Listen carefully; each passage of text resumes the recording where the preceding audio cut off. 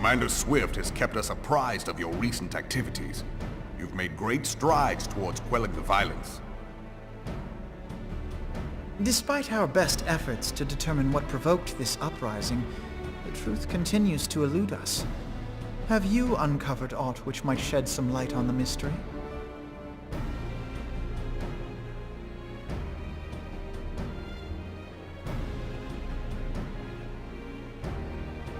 This information does not leave this room. The Syndicate's decision to reject the Doman refugees' appeal for asylum had lasting repercussions. A number of those displaced by the calamity claimed it was proof of a policy of discrimination. Together with a group of Alamegan refugees, they organized a series of demonstrations to protest against the Sultanate. Demonstrations which became heated, but did not descend into violence. Until a certain incident served as a call to arms. A unit of brass blades sent to supervise a demonstration loosed arrows upon unarmed protesters. It was this atrocity which prompted the refugees to take up arms. I need not tell you what followed. We assumed at first that the attack was born of a miscommunication. When emotions run high, they happen. But suspicions were raised regarding the unit's commanding officer, whom I ordered interrogated. Sure enough, our fears were soon confirmed. The dog confessed that a merchant had offered him coin to give the order. A merchant in the employ of Teleji Adeleji. Teleji Adeleji. But he spoke in favor of the Doman's cause, and has ever seemed sympathetic towards the refugees' plight. Why would he do such a thing? Know you of the Cartano Reclamation Bill? It is a proposal to annex the Cartano Flats so that refugees may establish permanent settlements. When last I looked, that was disputed territory. Aye. Some might even call it a battlefield.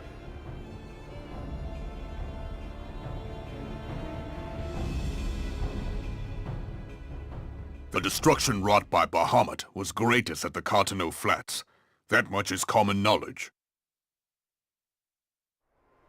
What is less well known is that his rampage laid bare ancient Alagon ruins, of which no record existed. There are certain differences of opinion as to how these ruins should be handled, which is why each nation maintains a military presence in the region to this day. Yet differ though we may, we are still allies. Therefore, in the interest of preserving the Eorzean alliance, we have reached an agreement. Any conflict which may arise during the course of military exercises in the region shall have no bearing on relations between our nations. In full knowledge of this delicate state of affairs, Teleji Adeleji proposed the Cartano Reclamation Bill. A shameless bloody ruse which stands to benefit him in but one conceivable way. If successful, he will gain control over the disputed territory under the guise of assisting in the resettlement effort. And you can be sure he'll build an orphanage next to every Alagon ruin.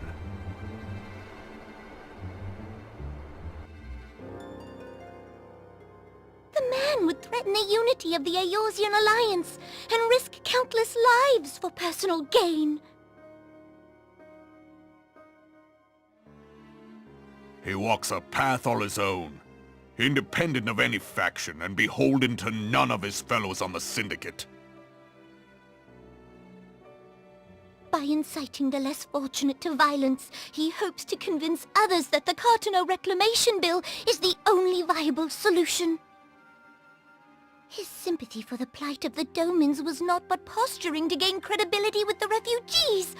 Of that there can be no doubt.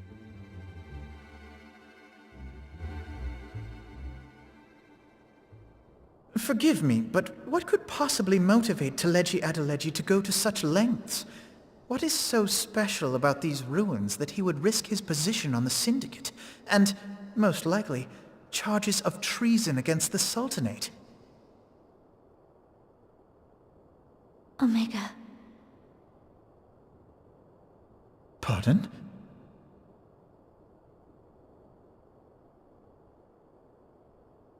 An Oligon monstrosity, not unlike the Ultima weapon. Mayhap larger, we know not. It has yet to be fully excavated. Oligon inscriptions indicate that it was created to fell Bahamut himself.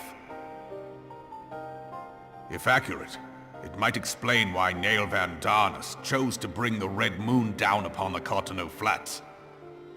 Given the ends he went to ensure Eorzea's annihilation, destroying the one weapon which could stay the Elder Primal may well have seemed like good sense. When first I bore witness to the power of the Ultima weapon, I doubted the evidence of my senses. And now you tell me there is another such weapon, one which could contend with Bahamut. Bahamut! Aye, we were skeptical ourselves. Truth be told, until the Ultima weapon's existence came to light, we thought the inscription had been mistranslated.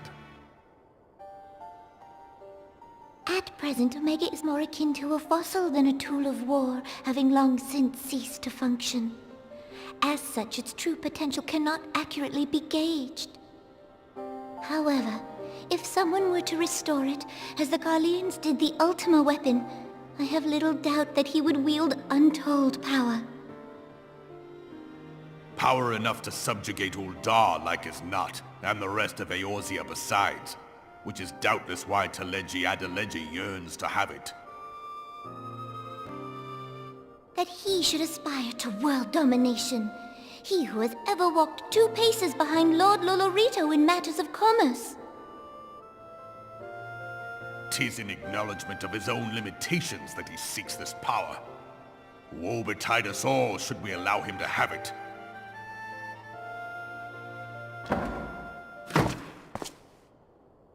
Pray waste no time chasing rats. Only a fool would believe that secrets can be kept in Uldar.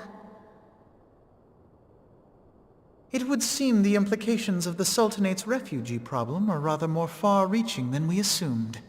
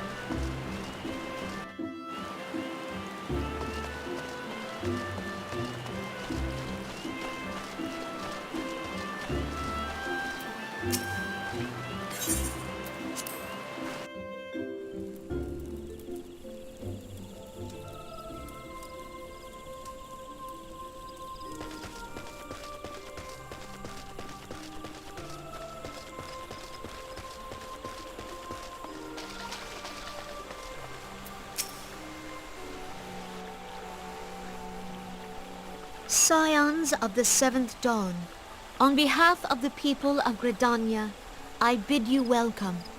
Your presence is of great comfort to us all in these days of uncertainty. I summoned you here to share tidings of a most urgent nature. But a short while ago, the great elemental spoke, and his voice was clarion in its intensity. Ramuh is returned unto the forest. Scarce had his words ceased to echo in mine ears when we were visited by an emissary from Little Solace.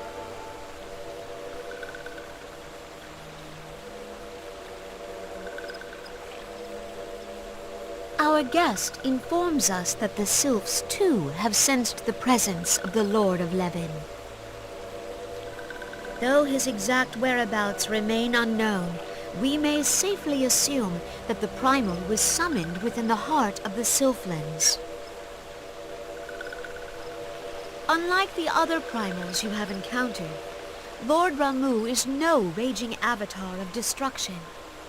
He is revered as much for his wisdom as his strength, serving as both arbiter and guardian to his children. Given that we and the Sylphs found a way to share the Twelves Wood, it is my hope that this sagely immortal will be amenable to reason, and that conflict may be avoided. Blessed as you are with the power of the Echo, you are one of the few among us who may commune with a primal without fear of influence. I would ask, therefore, that you represent us in this most delicate of negotiations. The Twelves Wood has suffered enough. Upon this, we and the Sylphs, and I would venture Lord Ramuh himself, are in perfect accord. Let us not endanger our shared home by engaging in unnecessary hostilities. Dear friend, I beseech you, safeguard the peace which exists between our peoples.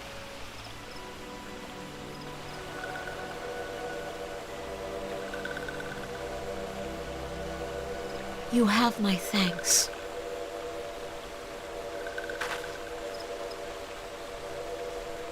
Pray make for Little Solace, then. A member of the Order of the Twin Adder awaits you there. He will advise you on how to find the Lord of Levin.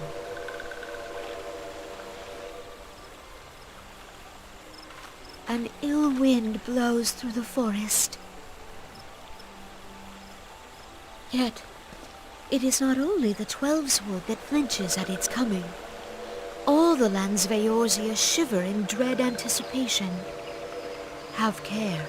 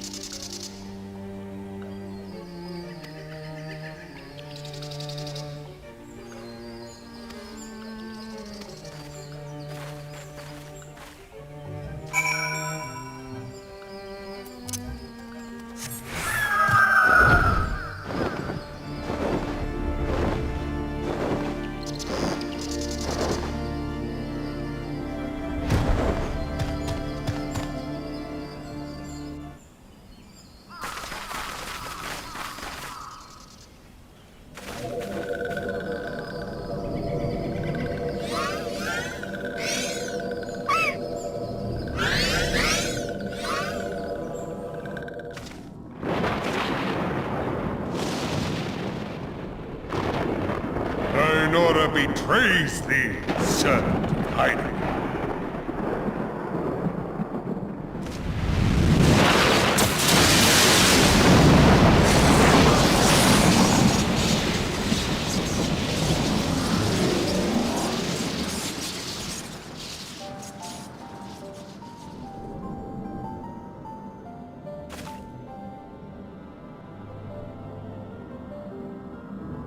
Thou art the bringer of light, bane of Ifrit, Titan, Garuda, and Leviathan.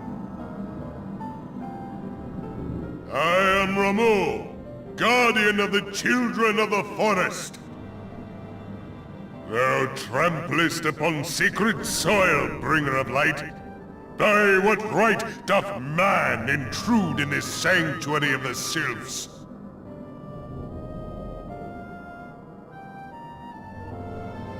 Gridanians proffer peace?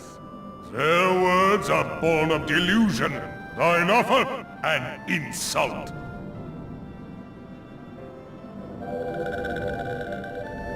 Thou speakest of harmony, yet carest naught for my children's desires. They did but wish to dwell beneath these boughs in solitude. Yet even that was too much to ask of man. Thus did they turn to me for succor. The sentence I pronounce upon thy kind is just. Redanian or Garlean, it matters not. The good intent of one excuseth not the misdeeds of the other. Thy conflict have brought naught but anguish and misery unto the forest. All blame doth lie with the darkness that resideth in the breast of man. Whence sprung this calamitous seed? In the beginning no such duality existed. Were light and dark given form when man was born? It would explain much. Not least why strife and sorrow follow ever in thy wake. Thou canst not deny the urgings of thine own nature. Knowing that thy mere presence here portendeth tragedy, wilt thou persist in this pretense of peacemaking?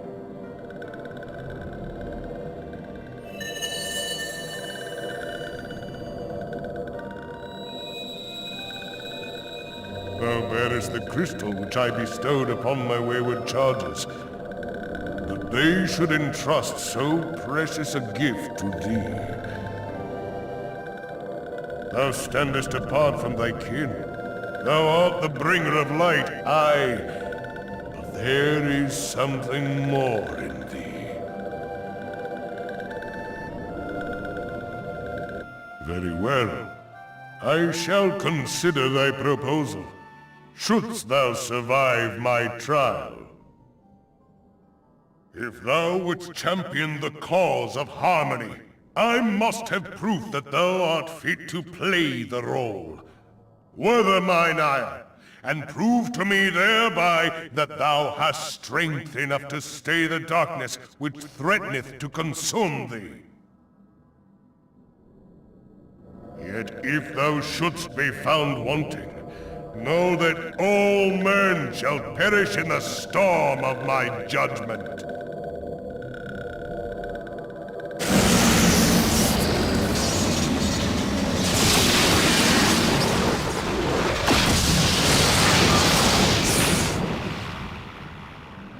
Come to me, bringer of light.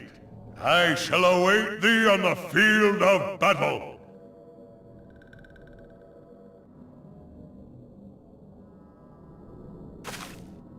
Urianger, it is rare indeed to find you so far from a tome.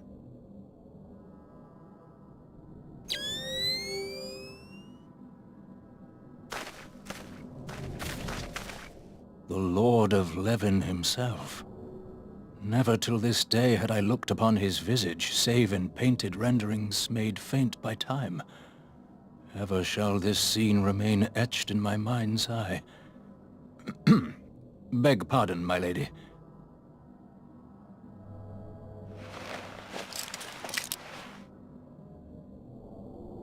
I must beg thine aid on a point of research.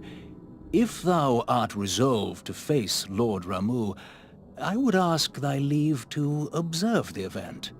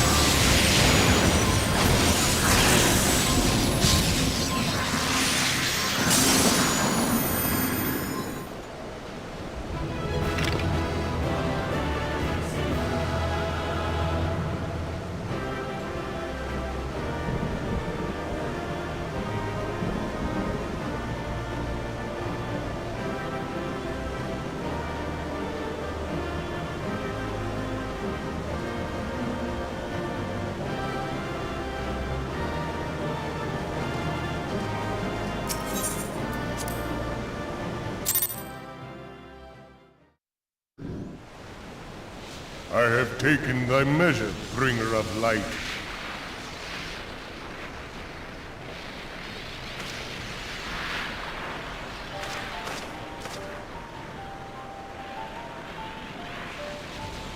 And I judge thee a worthy champion.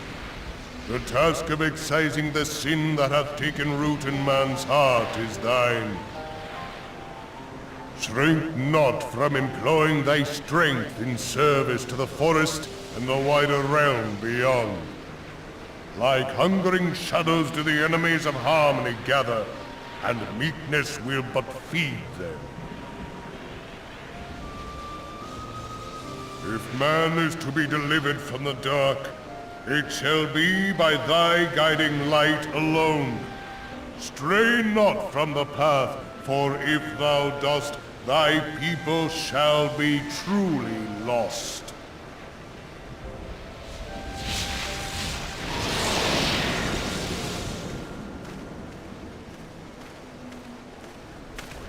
Thou hast slain the Lord of Levin. A regrettable act, but a necessary one.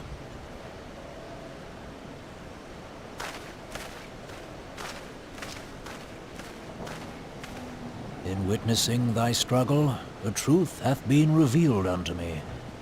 If I mistake not, it may yet prove a chink in the eternal armor of the Assyrians.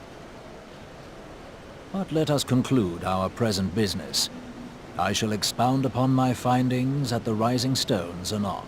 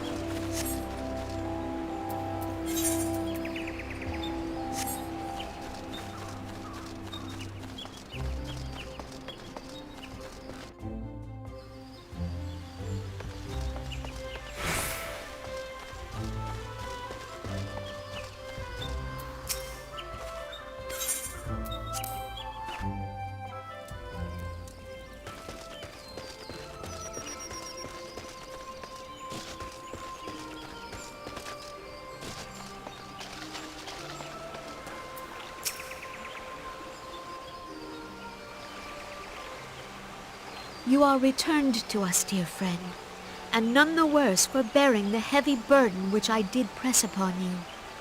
Most glad am I of this. I am informed that your efforts to negotiate a peace with Lord Ramuh ended in conflict. Pray tell me, what befell?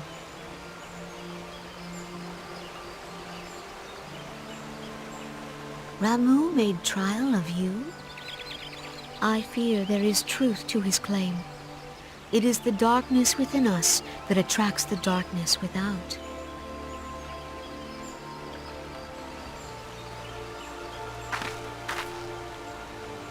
It cannot be denied that misfortune follows man. For evidence, one need only look to the conflict brewing in Cartano, or to the rising flood of refugees. Our shared struggle against the Empire should have served to seal our union. Yet the ties which bind the alliance strain under the weight of gross self-interest. As the scars of the calamity begin to fade, so too does our sense of common purpose. Yet now is scarce the time to forget our shared responsibility. If this new-sprung realm is to survive beyond its infancy, it must needs be nurtured by all. Eorzea must be as one. Yet I fear that dream is still far off.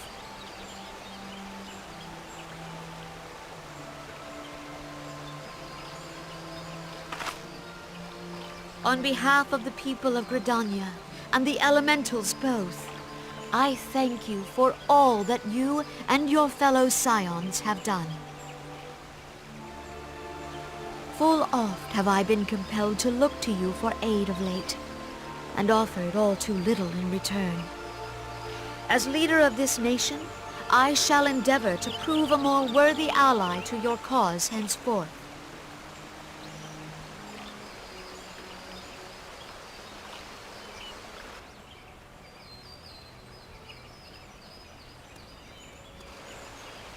Lord Ramuh has departed, yet the keening of this ill wind grows no less insistent.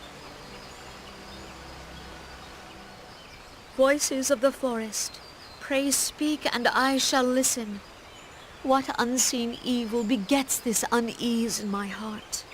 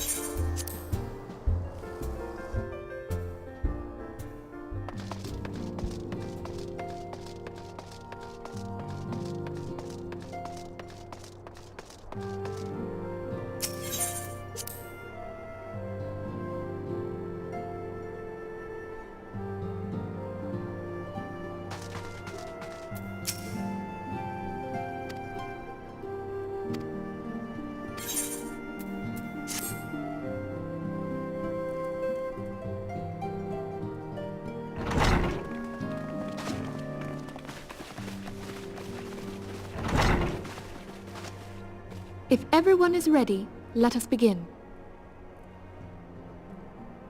Urianger, the floor is yours.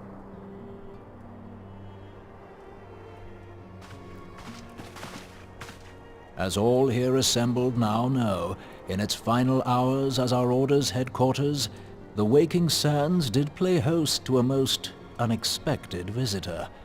I speak of the Ascian clad in white, Elidibus.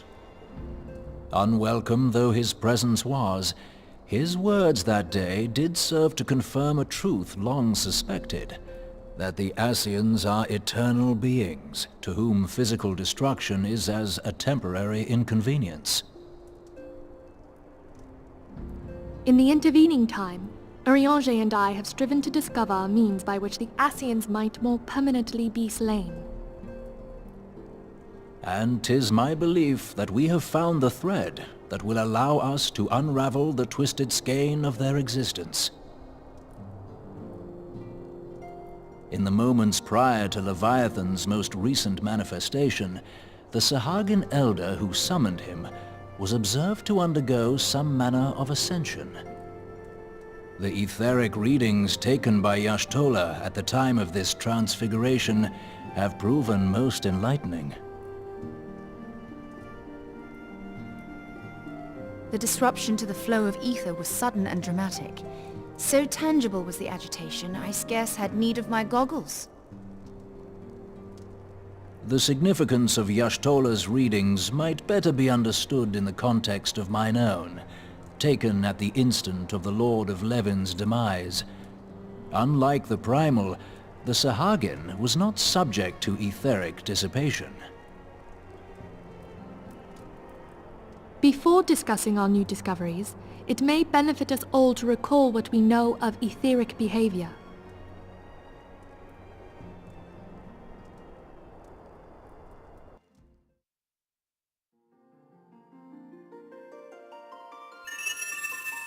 Let us begin at what some might call the end.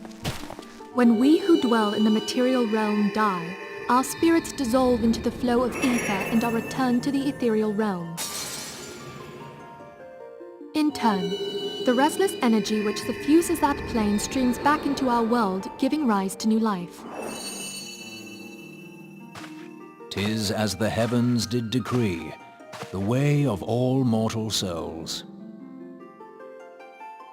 Twixt this world and the next do the ethereal currents swirl, bearing the very essence of life. Thus doth the cycle of birth, death, and rebirth continue unabated.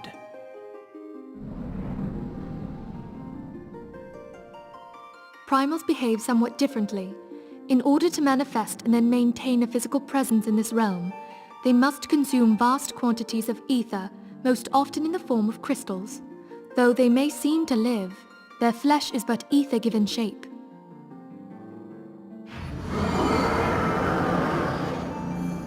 Thus, a defeated primal leaves behind no broken corpse. Rather, the essence of its form seeps back into the land whence it came, and the energy of its shattered spirit is called back to the ethereal realm. And there it waiteth, till next the prayers of the faithful do draw it forth from the sea of ether, to take their offering of crystals and make for itself a new body.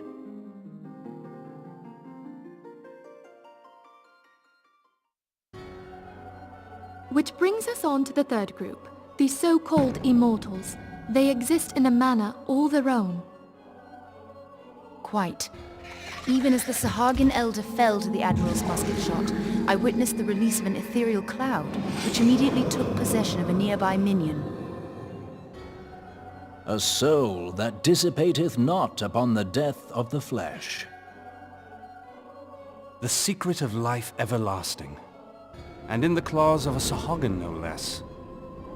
But I wonder, what would happen to one of these obstinate spirits should there be no suitable host for it to claim? If mortal death entails a return to the ethereal realm, it seems doubtful that the soul of an immortal would venture there. Nay, it merely withdraweth a distance, unto the shore of the ethereal sea, perchance, but no further. Yes, it exists in neither this realm nor the next, abiding instead in the space that lies between them. The Ascians took control of Thancred by means of a crystal of darkness, an artifact which, if our theories are correct, serves as a gateway to the place I have just described. I was hoping people had forgotten about that. I am sorry, my friend. for a mercy, the weary road of our research hath brought us unto an answer. The Sahagin ascended to an immortal state, but he did not possess a crystal of darkness through which to flee this realm. Thus was he consumed by Leviathan. If we could entrap the spirits of defeated Ascians in like manner, and thereby deny them resurrection,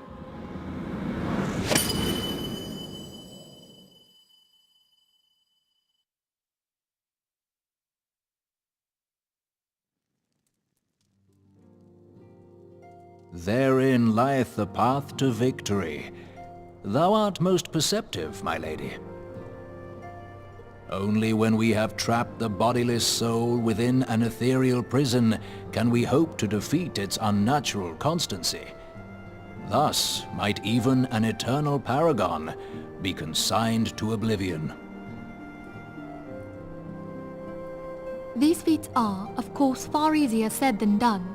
At present, we lack a viable means to entrap and extinguish an Ascian soul. Yet, I believe it to be possible. The pieces of the puzzle lie before us. We have but to put them together.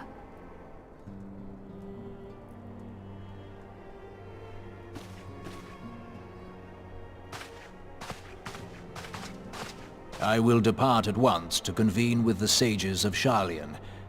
Together shall we divine the steps by which our goals may be achieved. I have the utmost faith in you, Archon.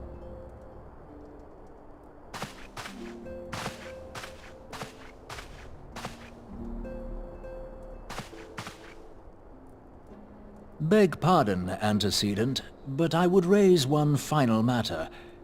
Even now, a Sharlayan survey party seeketh to ascertain the fate of the students of Baldessian. Their findings shall soon be known to us. Though you harbor feelings of dread, I bid you surrender not to sorrow, but abide instead in hopeful prayer. I shall, Archon. Thank you.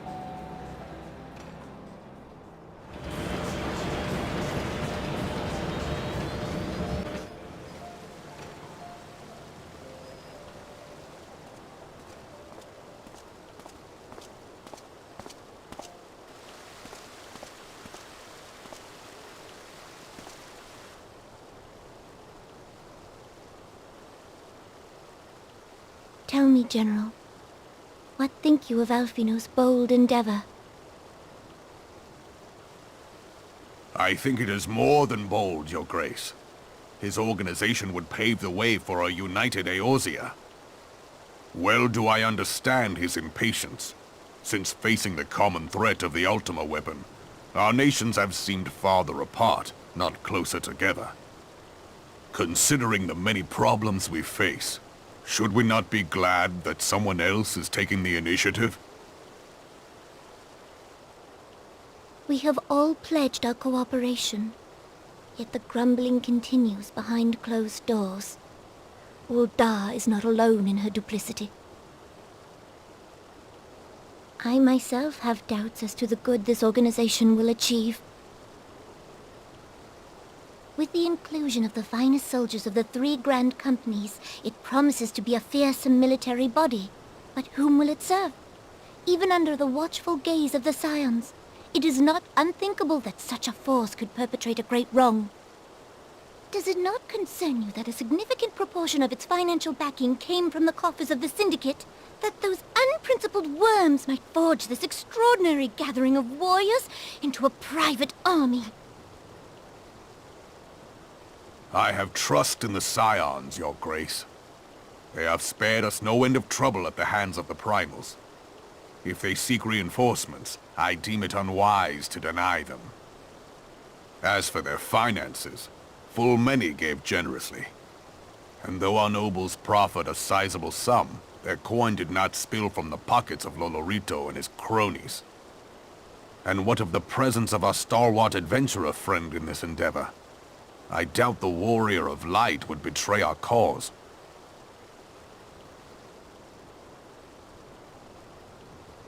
Yes, there is that, I suppose. Yet I have known people to change. Whether we will or no, the events of the age hurl us this way and that, like a dust devil skipping across the sands.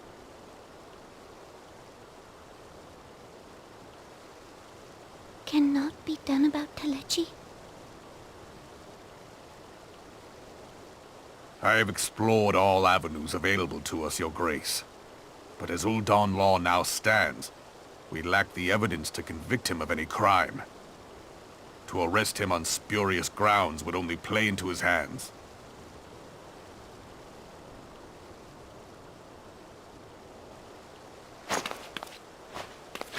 He has all but committed treason, and yet we can do nothing?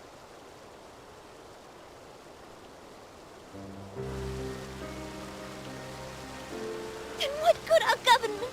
What worth the royal house? How deplorable this mockery of justice!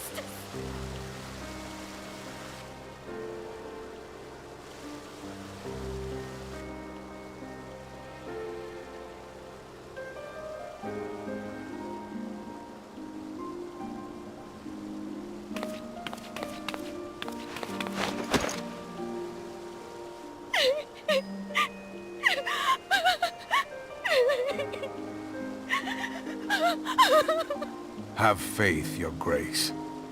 It is not over.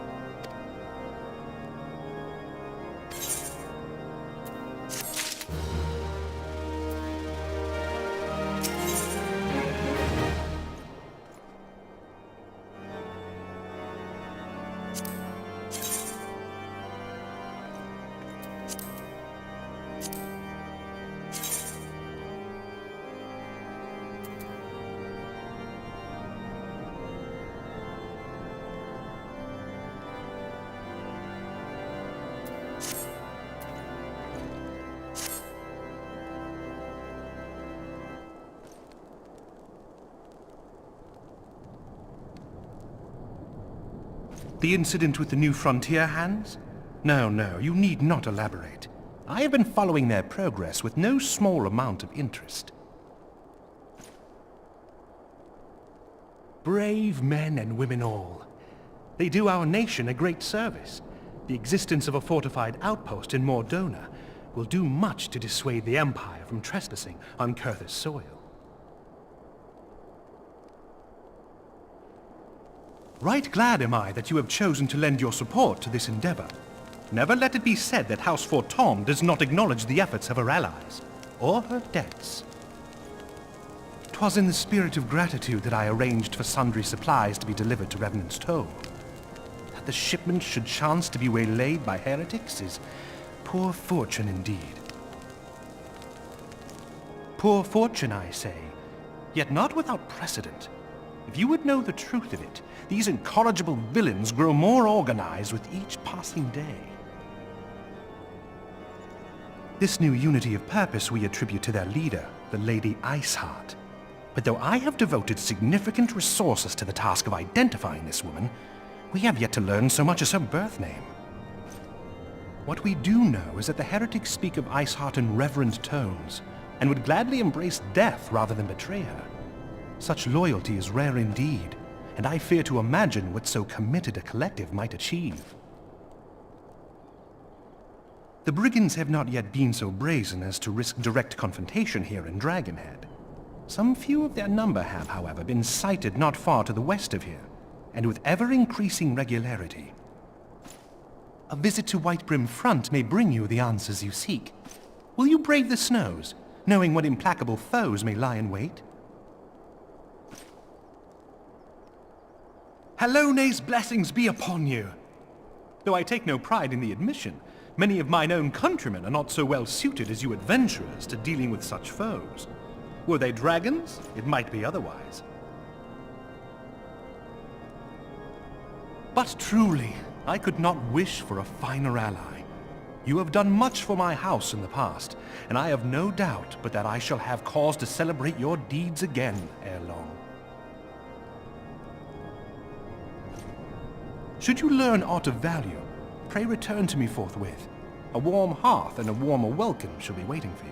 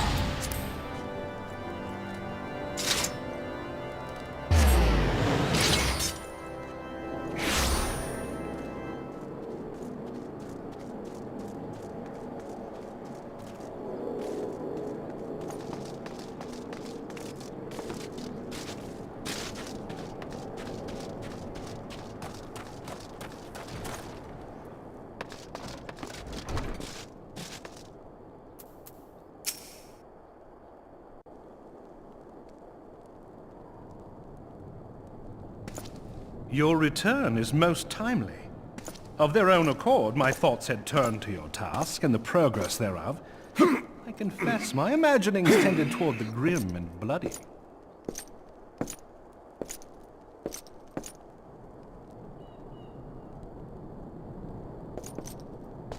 But you are here now, and I suspect such frivolous wonderings do little justice to the reality of your travails.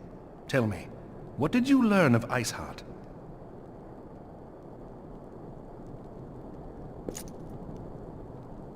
Indeed, and this transpired at Snowcloak?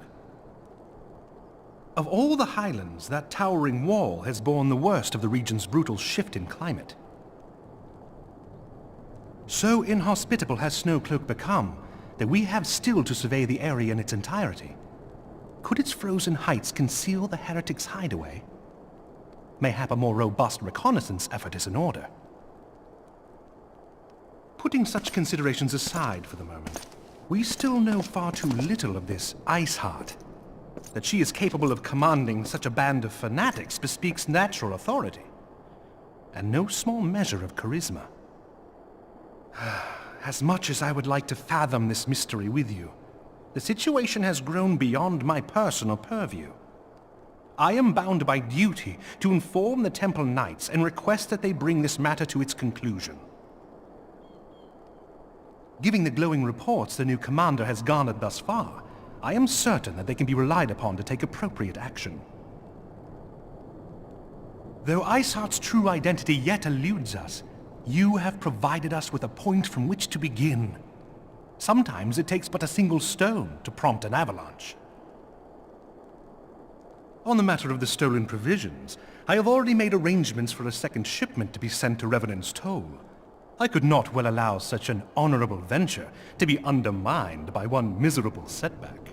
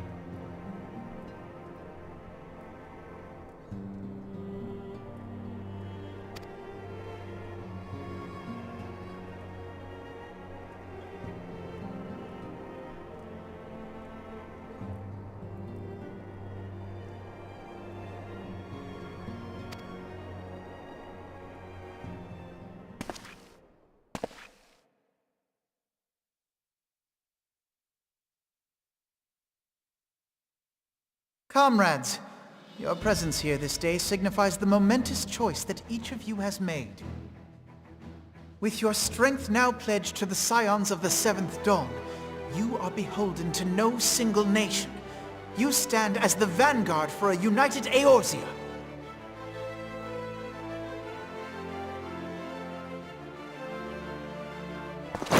From this moment forth, I declare you Crystal Braves.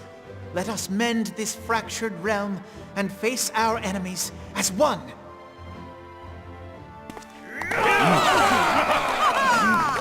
Whether it be the Beastmen and their primals, or the conflict in Carteneau, it is plain that the nations of Eorzea cannot solve the problems which plague the realm.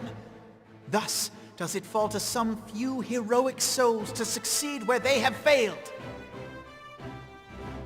Come! Take your place at the Scion's side as guardians of Eorzea, and together we shall fight for the freedom of all! For the freedom of all!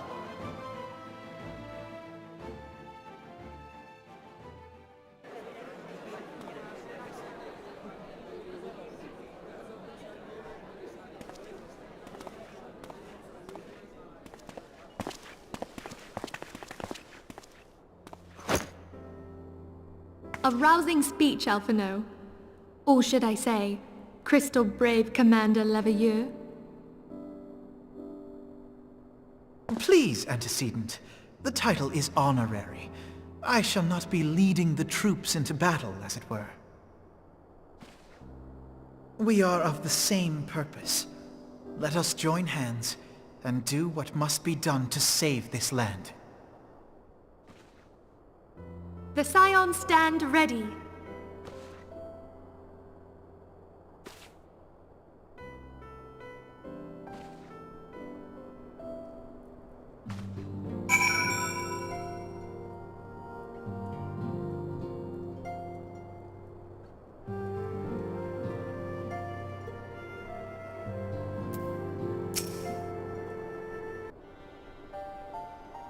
I'm eager to see what the Crystal Braves might accomplish. This shall prove an interesting time indeed for the Scions. Yes, I'm listening. So our worst fears are confirmed. The entire Isle. Such power defies comprehension. Truly? Kryl is alive? Thank the 12. I see. Pray, inform me if her condition changes. Yes, I shall pass on your words to Urianger. My thanks. I shall contact you anon.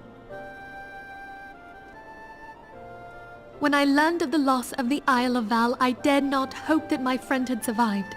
Yet, by some miracle, it would seem she has.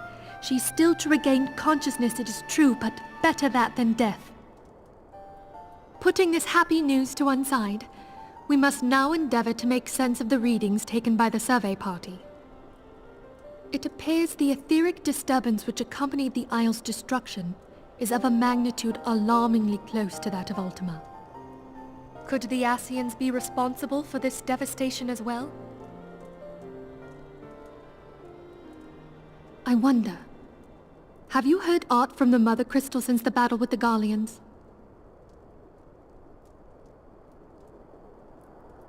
Then she speaks to neither one of us. Heidel's silence portends naught but ill, I fear. Louisoix, I pray you yet watch over us.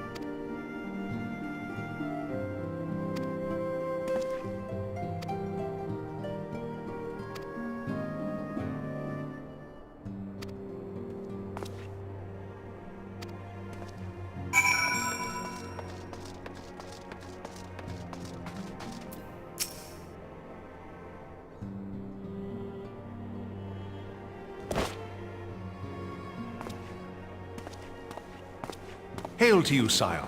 How might we serve you?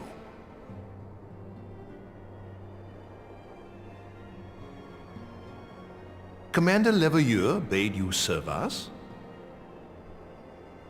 These are welcome tidings indeed. Given the sensitive nature of the task, I could not rely on one of my own.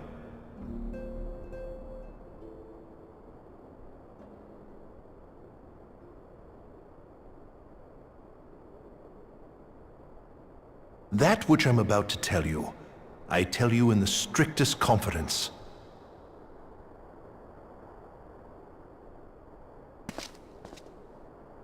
Some days ago, we received certain documents from an anonymous source. They notified us of the presence of a Garlean agent within the ranks of one of the Grand Companies. Following some discreet inquiries, we identified a suspect among the Immortal Flames, whom we detained for questioning. Alas, the man was not our agent. He was but one of many men in the agent's employ.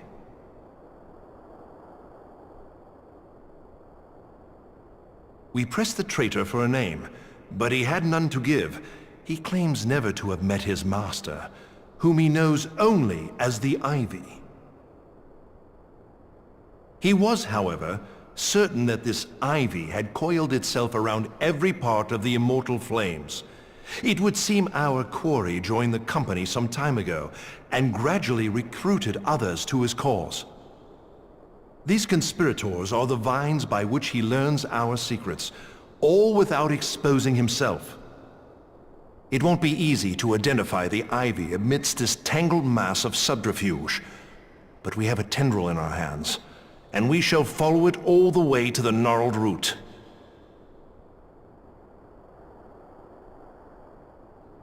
Now, much as I would prefer to proceed with due discretion, circumstances demand that this matter be settled post-haste. Garlemald's War of Succession nears its end, and it is feared that the Empire will soon resume its march on Eorzea. When it does, we can ill afford to have traitors in our midst. The Ivy must be rooted out now. We must begin by apprising General Roban of our findings. I would ask that you accompany me to the Hall of Flames, and remain on hand to see that things go smoothly. Assuming the Ivy's tendrils are as widespread as we believe, he will be aware that an investigation is underway, and if that is the case, he may well move against us. We must be prepared for anything, while taking care not to betray our purpose by seeming prepared. A simple enough task for a one-man army like you.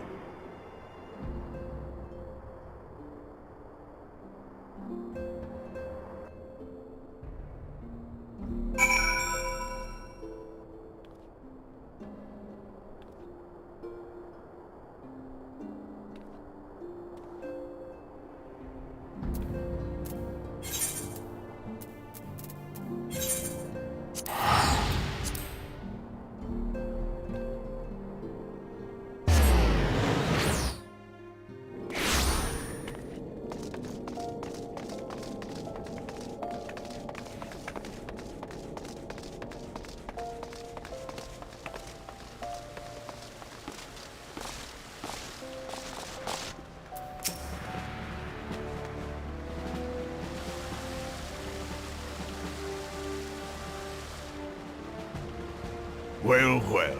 What brings you here, my friend?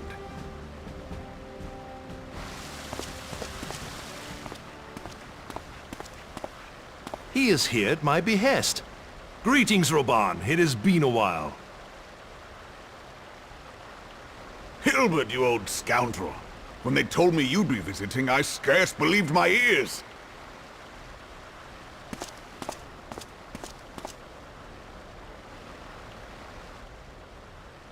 But look at you! The honored captain of the Crystal Bloody Braves. Who'd have imagined, eh? Not many, but fewer still would have imagined your destiny lay in politics, old friend. Aye. We've both come far, have we not?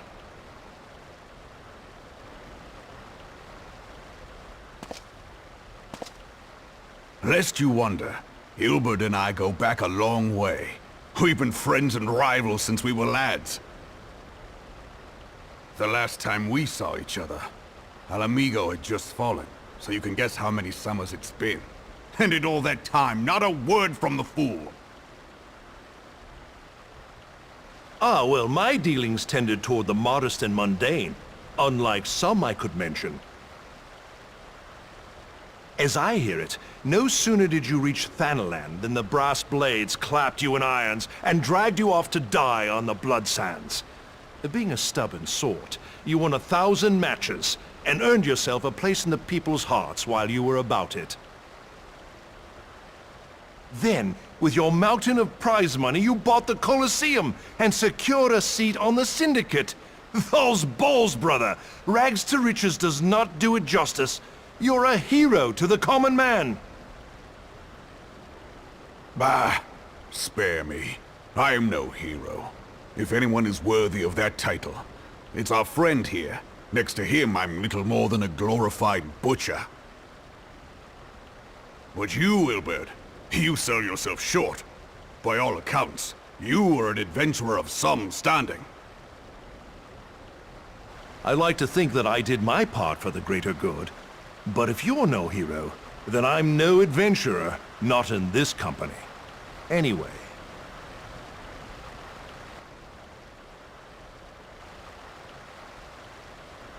I have tidings. So there has been progress. I've let it be known that this meeting is a reunion between old friends. None will give your visit a second thought. To convene elsewhere would only attract attention. Let us speak here, in plain view of all.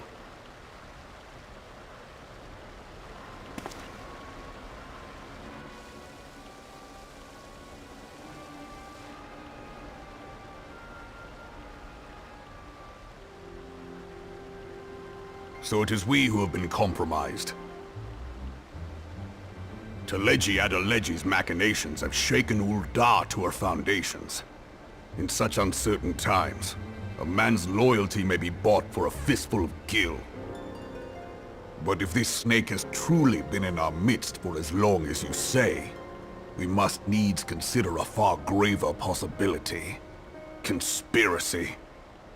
Could it be that the Monitarists have been in league with the Empire from the first? Very well. I will have my most trusted men investigate the matter. Continue your inquiries in the meantime. It does me well to see you again, old friend. When next we meet, let it be over a flagon of ale. I look forward to it. Let us reminisce of bygone days, and drink to the future of our homeland.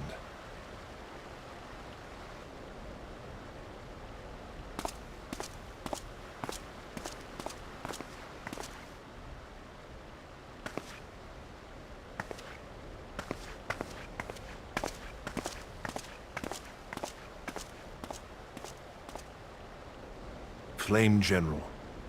You wear the mantle well, old friend. I must work hard if I'm to keep up. Well, it would seem your services were not required after all. I dare say we have Roban's prudence to thank for that. Still, I was glad of your presence. My thanks, Scion.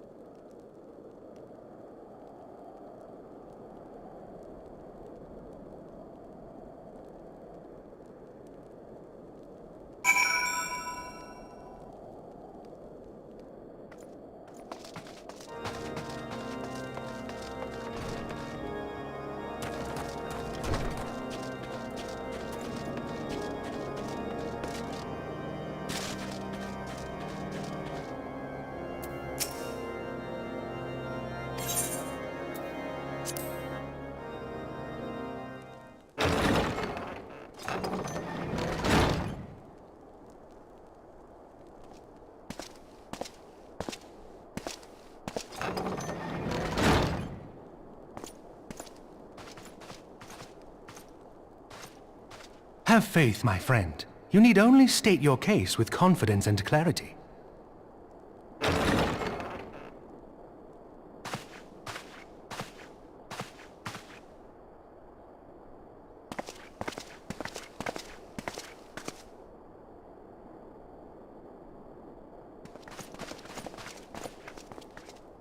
Commander Leveilleur, it is both an honor and a pleasure to meet you. I am Emmerich, Lord Commander of the Temple Knights. Alphinaud Leveilleur, at your service. Your reputation precedes you, Sir Emmerich. I think we will find that we have much in common.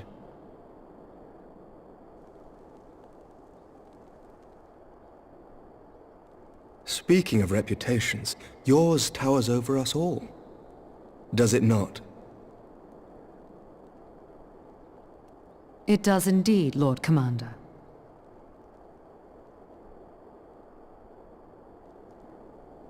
I am not too proud to admit that I have followed your activities with an interest bordering on fascination. Full glad was I to learn that you would be joining us. Now then, shall we begin?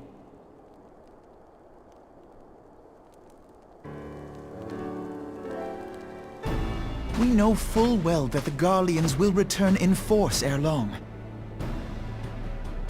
What is more, we have yet to achieve a lasting victory over the primal menace. The beast tribes continue to summon their gods, and each incarnation is stronger than the last. Ishgard is not immune to these threats. I must reiterate that it would behoove your nation to rejoin the Eorzean Alliance. Once again, I must respectfully disagree. On what grounds? Despite their presence in Kurthus, the Ixal do not concern us. Their territorial claims pertain to Gridanian lands, and it is the people of Gridania whom they harry. Consequently, the Holy See judges this to be a Gridanian affair, and Ishgard does not intervene in the internal affairs of other nations. Even were that not the case, our forces are wholly committed to the Dravanian conflict. We have not the knights to spare. As for the Garleans, we are not ignorant of history. We have observed the rise and expansion of the Empire, and we agree that it is only a matter of time before they resume their campaign in Eorzea. Then surely it would be in our best interests to present a united front.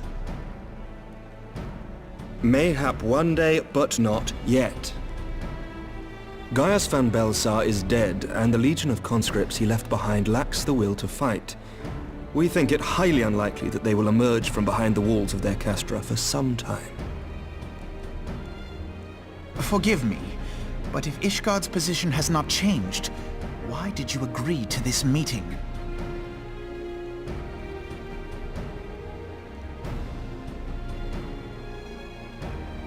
It was not only as a representative of Ishgard that I came here. Pardon? It is not within my power to change Ishgardian policy, regardless of my personal feelings.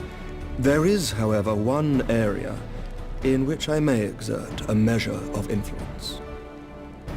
Concerns have been raised over the supplies House Fortin has offered to Revenant's Toll. These have led to calls for restrictions on the provision of aid to foreign powers. I can ensure that the shipments continue unabated. Sir Emmerich, we would be in your debt. No, you would not, for I require something in exchange.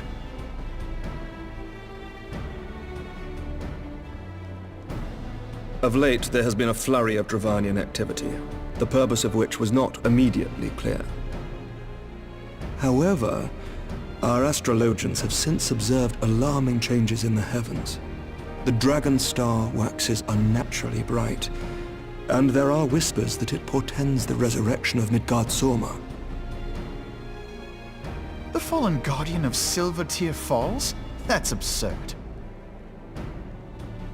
Full many times have I gazed upon the dragon's corpse still wound around the Agrius, and wondered how different our world might be if it yet lived to plague the skies. I do not know, and I do not wish to know, nor does any son of Ishgard.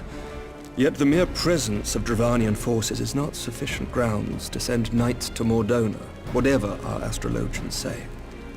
As I told you before, we have not the forces to spare. But we do. So you will intervene on our behalf if we agree to watch over the Keeper of the Lake.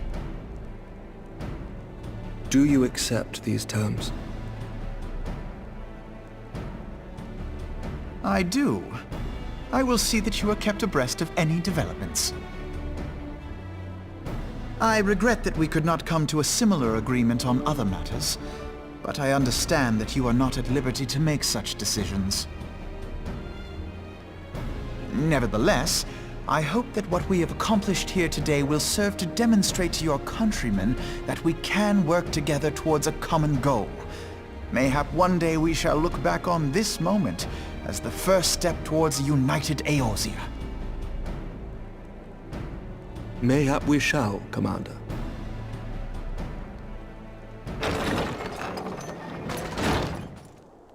What is the meaning of this? The caravan, my lord. It's been attacked. It was Iceheart, my lord. What? By the Fury! All our precautions were for naught?